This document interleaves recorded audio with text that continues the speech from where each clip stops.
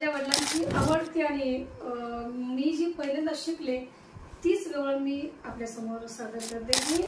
या मोठ्या कलावंतांनी कलेचा बाजार मांडलाय। नमस्कार, केएसबी मराठी न्यूजवरती मी सूर्याजी भोसले आपणा सर्वांचं मनपूर्वक स्वागत करतो।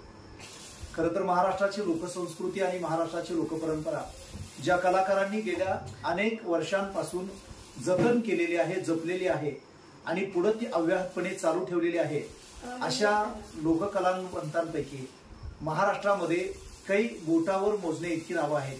त्याच्यामध्ये आपल्या सोलापूर जिल्ह्यातल्या पंढरपूर तालुक्यातल्या मेंढापूर या गावच्या अर्थात महाराष्ट्राची महागायिका ज्यांना म्हटलं जातं, संबोधलं जातं, अशा महागायिका कोमलताई पाटोळे यांच्या निवासी आज आपण नवदुर्गा महाराष्ट्राची या कार्यक्रमामध्ये त्यांची मुलाखत घेण्यासाठी आलेलो आहोत, त्यांचं मनोगत जाणून घेण्यासाठी आलेलो आहोत। खरं तर या कार्यक्रमामध्ये पहिल्यांदा मी ताई आपलं स्वागत करतो।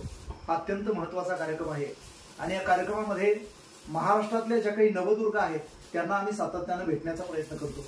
दर्शक हो, आपल्या माहितीसाठी म्हणजे कोमलताई या इथं सुनबाई आहेत आणि त्यांचे सासरे महाराष्ट्रातले एक सुप्रसिद्ध शाहीर अर्थातच नंदकुमार पाटोळे हेही या ठिकाणी उपस्थित आहेत। मी आपणा दोघांचे या ठिकाणी मनपूर्वक स्वागत करतो। मला पहिल्यांदा तुमच्याकडून जाणून घ्यायचं आहे, खरं तर ही लोकसंस्कृती आणि लोकपरंपरा या महाराष्ट्रातून वजा केली तर महाराष्ट्र उरणार नाही। तुम्ही आतापर्यंतच्या आयुष्यामध्ये जे काही योगदान दिलेलं आहे, काय वाटतंय नेमकं आता सध्या तुम्हाला? खरंच पूर्वीचे दिवस अगदी सोन्यापेक्षाही चांगले होते। अलीकडे माणसाच्या नजरा बदलल्या आणि माणूस लोककलेकडे वळायचा तो कमी झाला, कारण सर्व पैशाने मोजू लागली। पण चांगल्या ठिकाणी जर काय होयच असेल त्याला प्रतिसाद माणूस लवकर देत नाही। पण एवढं खरं आहे, चांगल्याला न्याय मिळतो पण उशिरा मिळतो, ही अगदी सत्य आहे। पूर्वीच्या कलावंतात कलेमध्ये जमीन आसमानचा फरक आहे। अलीकडली कला आणि हीच कला खरी मावळत निघाली याबद्दल मला जरा खंत वाटते या गोष्टीची, कारण चांगलं दडत लपत चाललंय आणि उगा आता काहीतरी म्हणल्यासारखं सारा कलेचा डिस्कू झाला। सत्य मावळत चाललं, लोक कुणीकडे याकडे लक्ष देणार आणि त्याही पलीकडे जायचं म्हणलं तर आज लोककलेच्या माध्यमातून सांगायचं म्हणलं तर या मोठ्या कलावंतांनी कलेचा बाजार मांडलाय, पण तसंच सांगायला कोण पुढे येत नाही। अशा विषयावर मला तर वाटतं आता या कलेचा प्रभाव आणि सर्व माझ्या वडिलांपासून माझ्या नातूपर्यंत चौथी पिढी आहे, कलेला वाहून घेतलं। उशिरा गाऊन आपण या कलेच्या माध्यमातून एक कलावंत छोटा मोठा आहे म्हणून महाराष्ट्राच्या पलीकडे माझी ओळख झाली, एवढीच समाधान वाटते। कलावंतांनी लोककलेचा बाजार मांडलाय, कशामुळे झालाय असं वाटतंय? डिस्कू केला सर्व। पूर्वीची साडी 9 वारी असायची लेडीच्या अंगावर, अंग भरून टेजवर आली म्हणजे नाकात नथ आणि ती जणू अंगावरती असणारे ती साडी बघून माणसं शांत। पण आज कोणी ते हे डिस्कू करतात आणि डिस्कू करून ती अर्धी कपडे घालतात, शरीर उघड करतात, म्हणजे याच्यामध्ये खरी कला मावळत निघाली। लोकसंस्कृतीचं एक चांगलं जे स्वरूप आहे ते कुठेतरी बाजूला झालंय, पण मला वाटतं तुमच्यासारख्या कलावंताच्या माध्यमातून ते थोडंसं पुनरुज्जीवित व्हायला लागलंय आणि आपण गेल्या अनेक पिढ्यांपासून हे काम करताय, अत्यंत महत्वाचं आहे। मी पुढचा प्रश्न कोमलताईंकडे घेऊन येतो। कोमलताई, तुम्हाला काय नेमकं वाटतंय म्हणजे कलावंताबद्दल ना, लोकसंस्कृतीमध्ये जी ही सगळी रुजवणूक झालेली आहे आणि तुमचं सगळं पिढ्यानपिढ्याचं योगदान आहे, सुरुवात तुमची कशी झाली नेमकी? माझी सुरुवात अशी आहे, मी कोमलकरण पाटोळे मेंढापूरकर, माझं माहेर बीड जिल्ह्यामध्ये वावरेची अंतरवाली म्हणून माझं माहेर आहे. आणि माझ्या माहेरी माझे वडील आणि माझी थोरली बहीण शाहीर मिरवमक हे कलावंत होते. आणि माझ्या घरामध्ये वारकरी संप्रदाय खूप जपले जाते. माझे वडील एकतारी भजन करायचे, माझी बहीण भारुडकार आहे आणि त्यांना सुद्धा शाहीर मिरवमक म्हणतात, ओळखतात लोक आणि खूप म्हणजे नाव लौकिक आहे त्यांचंही. मग मी लग्न करून ज्या वेळेला मी सासरी आले त्यावेळेला ती कला आणि ही कला यामध्ये जमीन आसमानचा फरक होता. कारण इकडे आहे तर तो लोकनाट्य आहे आणि तिकडे आहे तर ती धार्मिक कार्यक्रम आहे, सांस्कृतिक आहे. आणि माझ्या माहेरचा वारसा जपण्याचे मी काम केलं. कारण माझ्या दोन्हीही कुटुंबामध्ये जेवढेही कलाकार आहेत तेवढे शिकवलेले किंवा क्लास केलेले नाहीये. माझ्या घरातले कलाकार ही बघूनच शिकलेले आहे. कारण क्लास करण्यासाठी किंवा शाळा शिकण्यासाठी आमच्या कुटुंबाची परिस्थिती तशी नव्हती. आणि कधी बघा, ज्या वेळेला शेतकरी पेरणी करतो आणि जे उरलेलं बी चुकून बांधावरती पडतं, ती पेरलेल्यापेक्षा चांगल्या प्रकारे ते उगवतं. म्हणजे ही कला पाजण्यात आली तुमच्याकडे. मग तसा प्रकार माझा झालेला आहे. माझे गुरु हे माझे वडील वामन राजाराम उमा, माझ्या रक्तातच कला आहे. मला काही पुढे शिकवले नाहीये. म्हणून मी माझ्या वडिलांच्या सोबत पहिल्यांदा अभंग गायला शिकले, नंतर गवळ माझ्या वडिलांनी शिकवली, नंतर भारुड मला शिकवलं, नंतर मला थोडी दिमडी शिकवली. आणि मी सासरी आल्यानंतर माझे मिस्टर करण पाटोळे, लग्न झाल्यानंतर मग माझे गुरु महाराष्ट्राचे लाडके गायक आनंददादा शिंदे. ज्या वेळेला अकलूजमध्ये कार्यक्रम होता मामांचा आणि साहित्यरत्न लोकशाहीर अण्णाभाऊ साठेंची जयंती होती आणि आम्ही त्या अकलूजमध्ये कार्यक्रम करत होतो. त्यावेळेला दादांनी लाईव्ह माझा कार्यक्रम बघितला होता आणि तेव्हा विचारलं होतं की मुलगी कोण आहे. मामाने सांगितलं माझी सून आहे. तर दादांनी आवर्जून सांगितलं की शाहीर तुमचं जे झालं आहे, कारण लोकनाट्याकडे माणसं चांगल्या भावनेने बघणारे राहिले नाहीये. लोकनाट्यापासूनच अनेक कला उद्भवल्या, ही लोकांच्या डोक्यात येत नाहीये. लोककलेचा प्रकारच लोकनाट्यापासून आहे, ही त्यांच्या लक्षात येत नाहीये. मग आत्ताच जी आहे ती प्रत्येकाला वाटतं की मलाच मोठं म्हटलं पाहिजे, मलाच शहाणा म्हटलं पाहिजे, मीच खूप कलाकार आहे. आणि माझंच असं आहे, जसे माझ्या वडिलांचे माझ्यावरती संस्कार आहेत तसे माझ्या सासऱ्यांचे ते आहेत की कलाकार तो डान्सर असू दे, गायक असू दे, वादक असू दे, सर्व समान आहे. तो अमिताभ बच्चन असू दे तर ऐश्वर्या असू दे, गल्ली बोळातली कलाकार असू दे, सेम आहे, कलाकार आहे. यामध्ये उच नीच लहान मोठा नाही. मला तर असं म्हणायचं. खरीच गोष्ट आहे. कला मोठी आहे, कलाकार मोठा आहे. तुम्ही अभंगाचा विषय काढला, पहिला अभंग वडिलांनी कोणता शिकवला? मला माझ्या वडिलांनी जो शिकवलेला अभंग आहे तो आज लोकप्रिय आहे. जगद्गुरु तुकोबारायांचा अभंग आहे आणि अभंग असं सांगत आहे की जरा लिकडे मला पलीकडने पांडुरंगा नदी भरली चंद्रभागा. जरा लिकडे मला पलीकडने पांडुरंगा हा नदी भरली चंद्रभागा. तुका म्हणे भक्त भोळा त्याच्या चरणावरती लोळा. जरा अलीकडे ना मला पलीकडने पांडुरंगा रे नदी भरली चंद्रभागा.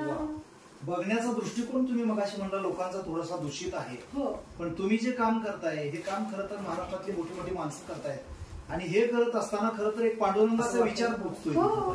मी ज्यावेळेला जागरण गोंधळ माझ्या पार्टीचं नाव आहे मार्तंड विरोध जागरण गोंधळ पार्टी. मग ज्या वेळेला मी गावोगावी फिरते, कार्यक्रम करते, त्यावेळेला पुरुषांची गर्दी फार कमी असते. ती असते तरी पाठीमागे असते, पण माझ्या माता बहिणी समोर असतात माझ्या कार्यक्रमाला. कारण मी महिलांसाठीच कार्यक्रम करते. माझा कार्यक्रम महिलांनी ऐकावा, पुरुषांनी ऐकावा, लहानांनी ऐकावं, मोठ्यांनी ऐकावं आणि परिवाराने मिळून हा कार्यक्रम बघावा असा मी कार्यक्रम. ज्या वेळेला मी नवीन सासरी आले त्यावेळेला मी पंढरपूर तालुक्यामध्ये जेवढ्या पार्ट्या आहेत तेवढ्यांमध्ये मी 300 रुपये, कोणी 500 रुपये, कोणी 1000 रुपये, ज्यांनी माझी कौतुक केलं त्यांनी मला दाद दिली आणि त्यांच्यामध्ये मी कार्यक्रम केले. त्यावेळेला जेवढंही मला बक्षीस व्हायचं तेवढं पार्टी मला द्यायची.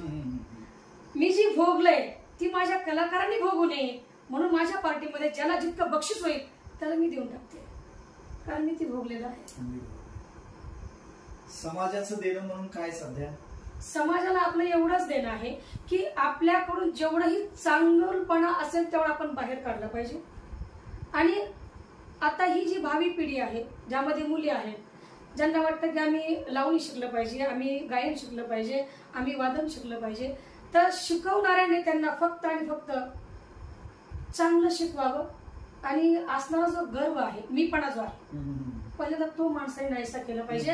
आणि जो सिनियर कलाकार आहेत, महाराष्ट्राला सांगते, महाराष्ट्रातल्या कलावंताला सांगते, जे सिनियर आहेत त्यांनी जे ज्युनियर आहेत, जे शिकाऊ आहेत, जे शिकले तुमच्या समोर, त्यांचा गर्व बाळगला पाहिजे. त्यांना खाली वाढण्याचा प्रयत्न नाही केला पाहिजे, त्यांना चुकीचं लेबल लावण्याचा प्रयत्न नाही केला पाहिजे. हा, तुम्ही माझ्यापेक्षा खूप मोठे आहेत, मी सगळ्यांपेक्षा लहान आहे. फक्त माझ्या हातामध्ये तुम्ही असताना अर्धा तास फक्त स्टेज देऊन बघा, तिथे कळेल की नेमकं काय आहे. जे दोघांच्या मध्ये कुठल्याही प्रकारचा दुजाभाव असून चालणार नाही केला पाहिजे दुजाभाव. शिकवणारा आणि शिकणारे एकमेकांचा आदर करावा, आदर करावा. ज्याच्याकडून शिकलंय त्या शिकणाऱ्याने शिकवणाऱ्याची जाण धरली पाहिजे. आणि जे शिकले त्यांनी त्याला बैमान नाही झालं पाहिजे. आणि जे गुरु जे आहेत त्यांनी त्या शिष्याला जी चांगलं आहे ते शिकवलं पाहिजे. अगदी बरोबर. मला वाटतं शाहीर साहेबांच्या भाषेत बोलायचं झालं तर उद्धवा अजब तुझे सरकार जी त्यांनी मगाशी सांगितलं. तुमचं काय म्हणणं आहे अजून त्याच्यावर? मग मामा जे बोललेत, आता मामांच्या वयामानाने त्यांनी ते बोललेत, पण मी जर खरं सांगायचं म्हटलं तर महाराष्ट्राच्या कलावंताला थोडस वाईट वाटेल. कारण जुनी पिढी ती गेली, पण नवीन जे आहे त्यांनी कुणाचा तरी हात धरूनच पुढे आले असतात, कुणाकडून तरी घेतलेलंच असतं. ज्याच्या घरामध्ये जर कुटुंबामध्ये जर कोणी कलावंत नसेल ते क्लास घेतात आणि ते शिकतात. पण माझ्या परिवारामध्ये, माझ्या दोन्ही परिवारामध्ये माझी बहीण, तिला अख्खं रामायण पाठ आहे, चिर्याबाळ पाठ आहे, चांगुणा पाठ आहे, तिला म्हणजे अशा अनेक कथा, चेंडूफळी पाठ आहे, श्रीकृष्णाला ज्या आसवंदीने भेडवलं होतं ते पाठांतर आहे, 18 कडेचा पाळणा तिच्या पाठ आहे. म्हणजे माझे वडील जरी एका जागेवर जर 3 दिवस जरी बसले तरी त्यांच्या हृदयात संपणार नाही. त्यांची मी लेख आहे. शालेय शिक्षणाचं काय म्हणता तुम्ही? आम्ही सर्वजण मिळून 9 जण भाऊ बहीण, 3 भाऊ 6 बहिणी. मग माझी आमच्या आई वडिलांची परिस्थिती एवढी नव्हती म्हणून मी शिकले नाही. मी जे शिकले ते आज माझ्या परिवाराच्या कामी येत आहे. आणि पोटापुरतं परमेश्वराने मला तेवढं दिलेलं आहे. आता तिकडचं मराठवाड्यातली मुलगी आहे, पंढरपूरची सून झाली, हा प्रवास काय आहे नेमका? हा प्रवास असा आहे, मी ज्या वेळेला आले त्यावेळेला मी एक तमाशगिराच्या घरामध्ये सून म्हणून चालले हे मला माहिती होतं. पण त्यामध्ये मला असं सांगू इच्छिते की मी पंढरपूरकरांची सून होते याबद्दल माझं भाग्य थोर आहे. कारण पंढरपुरामध्ये अवघा भारत लुटून येतात दर्शनासाठी. आणि मी त्या पंढरपूरच्या वारकऱ्यामध्ये जेव्हा सून म्हणून फिरते त्यावेळेला माझ्या सासर घरच्यांचा मला अभिमान वाटतो. आणि मला वडील नाहीये असं मला माझ्या सासरीने जाणून दिलं नाही. नाही का, एखाद्या घरामध्ये सासू किंवा सासरे मिस्टर आडवं घालतात मुलींना, बस आता तू सून झाली आता घरातच बस, किंवा तू एवढ्या पुरती एवढे सीमितच कर. मी ज्यावेळेला स्टेजवरती असते त्यावेळेला मी सून म्हणून नाही तर मी महाराष्ट्राची लेक आहे म्हणून साजरीकरण करत असते. काय अभिमान वाटतो तुम्हाला? सांगण्याच्या पलीकडे आहे काय. मी आतापर्यंत तिला कधी सून म्हणलोच नाही. मी माझी मुलगी म्हणून आतापर्यंत वावरतो. आणि खरंच आहे, एखाद्या घराण्याला पाय जर लागायचा असेल तर ती सून सोन्याच्या पावलानं आपल्या घरी येते. आणि हे सत्य आहे. आणि एक असा आहे, या कलेचा वारसा जपण्याला तिचा मोठा हातभार आहे. माझ्या बी पलीकडे गेली आणि याचा स्वाभिमान मला आहे या गोष्टीचा. म्हणून ही सत्य आहे ती सत्यच राहावं आणि सत्याला वाव मिळत राहावी आणि खऱ्याचं खरं व्हावं. पण अलीकडे काय झालंय, माझे एक गीताचा बोल आहे, काय करू देवा आता टकुर फिरतय र, आंधळ सुटबुट घालून फिरत पांगळ आरशात बघतय बर, बहिर ऐकून घेतय सार आणि मुख कोर्टात बोलतय खरं. कवी नंदा कसा न्याय आता देणार, खऱ्याच्या दुनियेत चोराचा बाजार. मग अशा कलावंताला काय आर्थिक बाजू नडत चालल्या आणि त्या गोष्टीमुळं कलावंत हा आपली कला जोपासण्याच्या पलीकडे राहिला, तो अंधारात बुडत चालला. आणि त्याच्यात या बघणाराची आता कलावंतांनी काय कलावंत व्यासपीठवर गेल्यावर, स्टेजवर गेल्यावर जनतेला काय पाहिजे ती ओळखलं पाहिजे, तशी ती त्याची नाडी ती ओळखून असते. तिथं काय पाहिजे. आता परवाच आमचा काल रविवारी मुंबईला पवार साहेबांच्या समोरच प्रोग्राम आमचा झाला.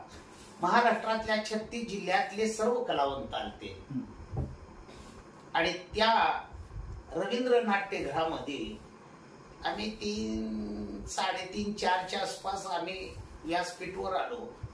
पण महाराष्ट्रातले 3च माणसं कलावंत, तिघांच्याच पार्ट्या पवार साहेबांच्या समोर झाल्या. एक देवानंद माळी शाहीर, कोमल पाटोळे महाराष्ट्राची महागायिका आणि शाहीर नंदकुमार यांची बतावणी विनोद, अशी काय भूमिका तिथं सादर केल्या आम्ही.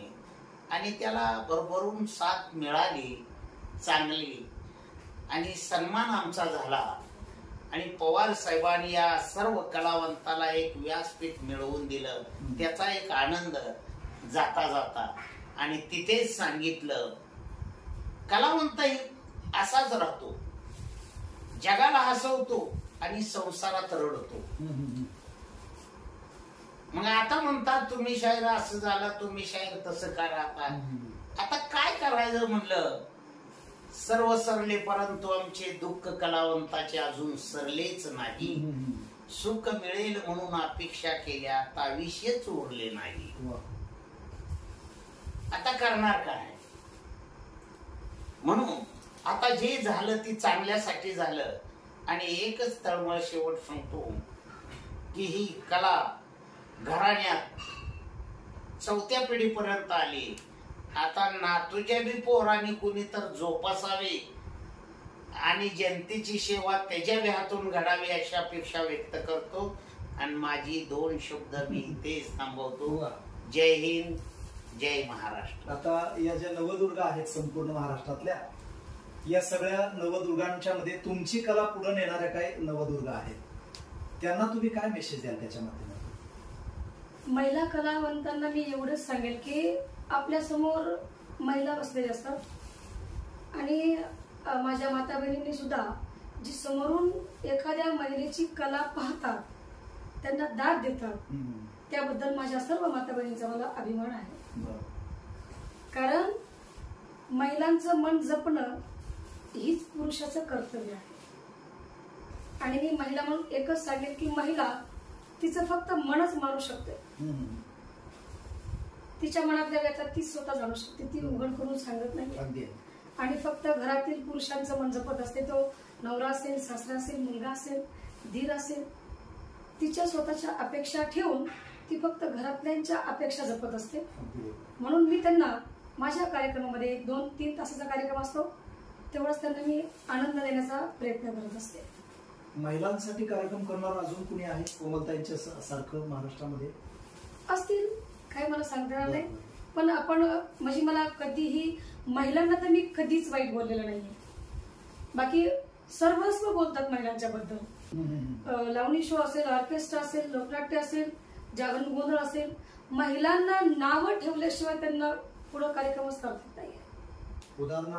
उदाहरणार्थ एकच आहे की बाकी ठीक आहे, पुरुषांचं ठीक आहे, पण जी ही महिला कलाकार असेल तिने जी ही वाटते त्यावेळेला तिने एखादी माता बहीण साईडला घेऊन तिला सांगितलं पाहिजे. पण ओपन स्टेज वरती महिलांचं तिने वाईट महिलांच्या बद्दल बोलू नये असं माझं मत आहे. म्हणजे इतर काही कलाकार प्रकारांमधून महिलांची अवहेलना होते असं तुमचं म्हणणं आहे?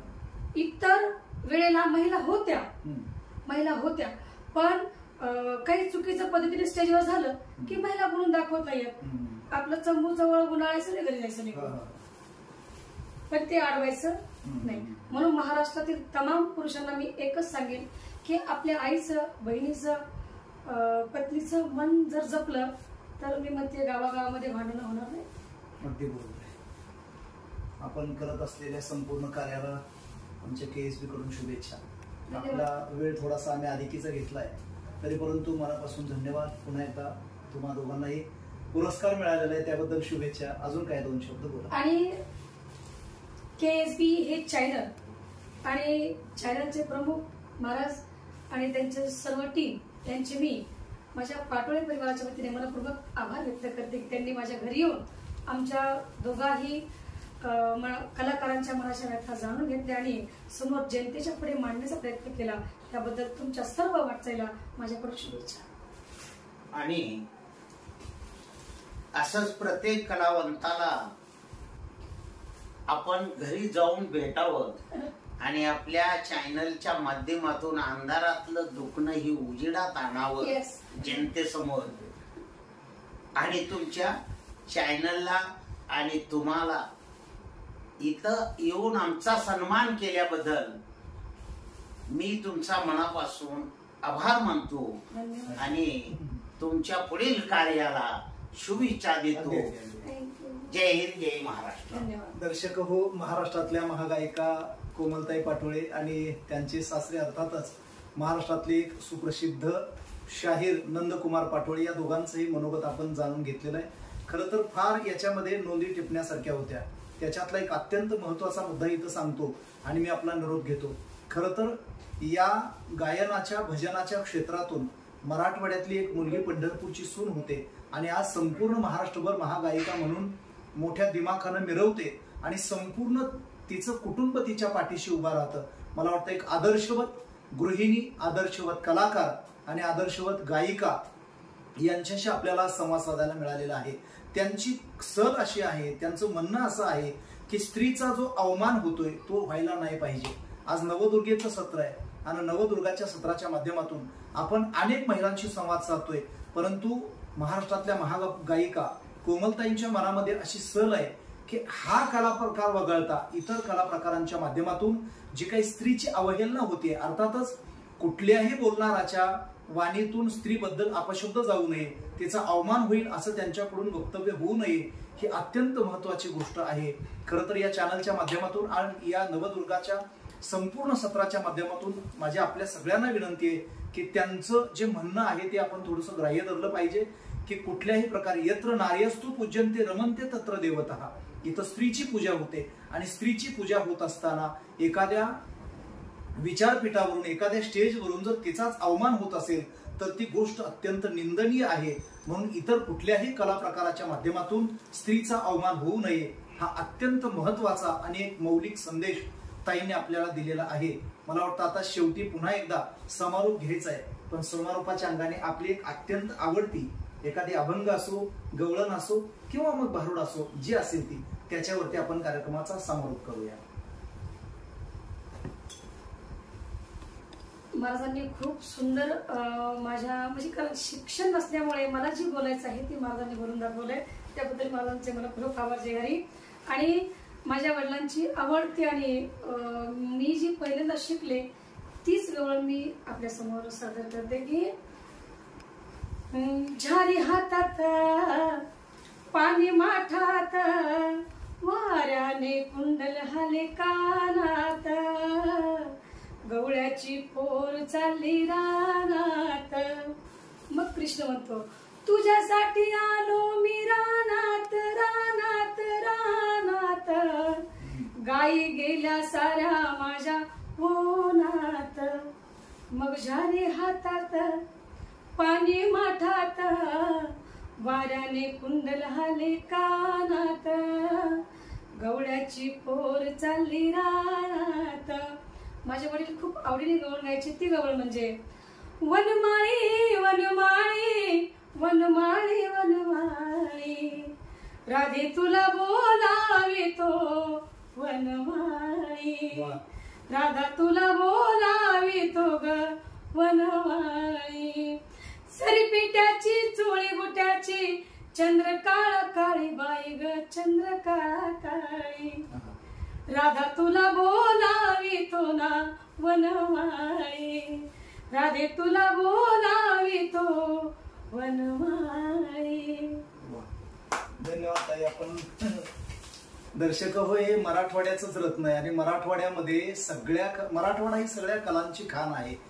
आज सगळ्या क्षेत्रामध्ये कलेच्या बाबतीमध्ये एकूण 64 कला आहेत, पण त्याच्यापैकी अधिकांशी कलाकार हे मराठवाड्यातून असतील. पुन्हा एकदा तुमचं म्हणावं तेवढा आभार कमी आहे.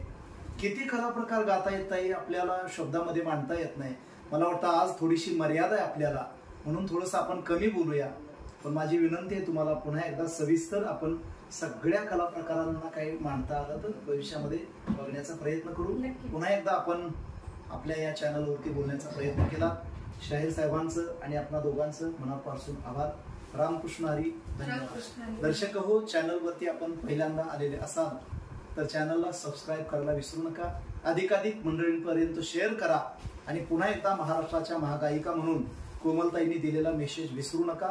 तो संदेश असा आहे की कुठल्याही स्टेजच्या माध्यमातून स्त्रीचा अवमान होऊ नये. मला वाटतं आज खऱ्या अर्थाने आपला हा नवदुर्गेचा जो भाग आहे तो धन्य झाला. नमस्कार. धन्यवाद.